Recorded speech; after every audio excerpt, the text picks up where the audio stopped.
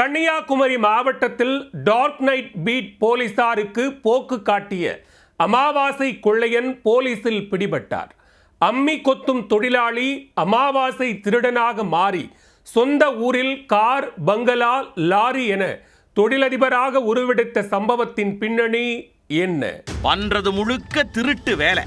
அதுக்கு முன்னாடி சாமியை துணைக்கு கூப்பிடுறது தான் இந்த படத்துல வடிவேலோட வேலை.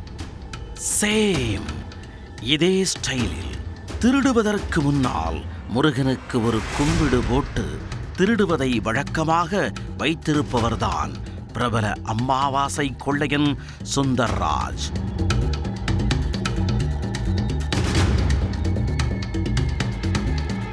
அம்மி கொத்தும் தொழிலாளியாக வாழ்க்கையை தொடங்கியவர். திருடியே தொழிலதிபரான சம்பவத்தின் பின்னணி என்ன?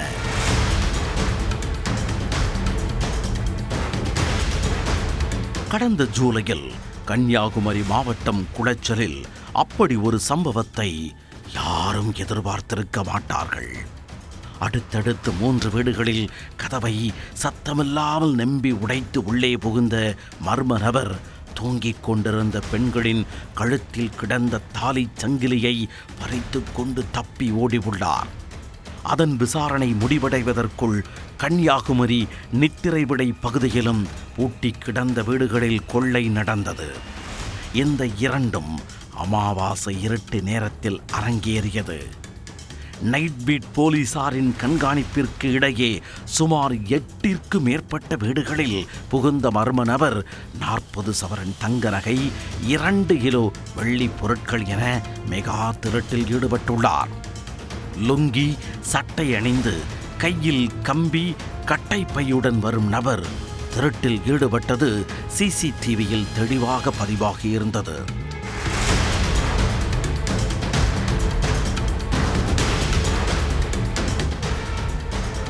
தொடர் விசாரணையில் திருட்டின் பின்னணி குறித்த பல திடுக்கிடும் தகவல்கள் கிடைத்தன.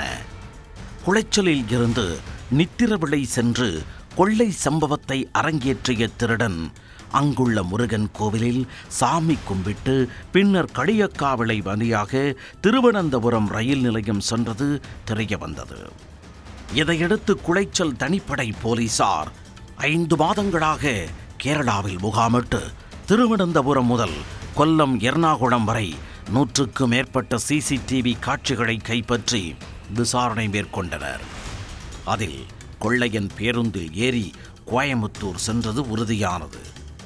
உடனே கோவை விரைந்த போலீசார் திருடனின் புகைப்படத்தை வைத்து வலை வீச வசமாக பிடிபட்டார். கொள்ளையன் மதுரையைச் சேர்ந்த 60 வயதான சுந்தர்ராஜ் என்பது தெரிய வந்தது.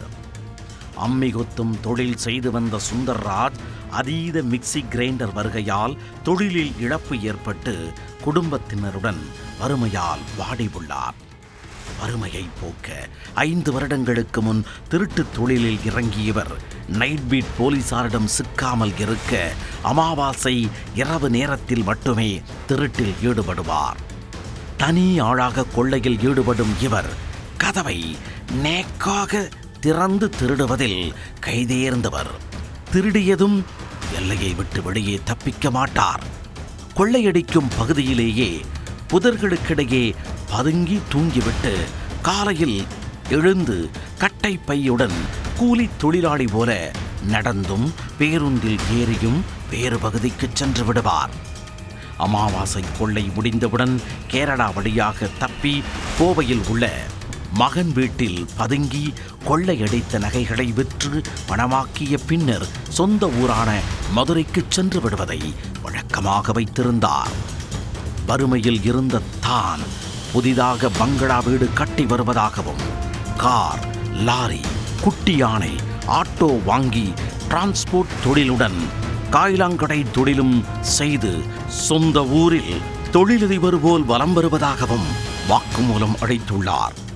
இதனையடுத்து அமாவாசை கொள்ளையன் சுந்தர்ராஜை கைது செய்த குளச்சல் போலீசார் அவர் கொள்ளையடித்த 40 சவரன் நகை மற்றும் 2 கிலோ வெள்ளி பொருட்களை மீட்டதோடு சுந்தர்ராஜை நீதிமன்றத்தில் ஆஜர்படுத்தி சிறையிலும் அடைத்தனர். இனி இப்படி ஒரு திருடனை யாரும் பார்க்கவே முடியாது என அதிகாரிகள் கூறியுள்ள நிலையில் அவரிடம் நகையை இழந்த மேலும் பலர் காவல் நிலையத்தின் படி ஏறுவார்கள் என எதிர்பார்க்கப்படுகிறது.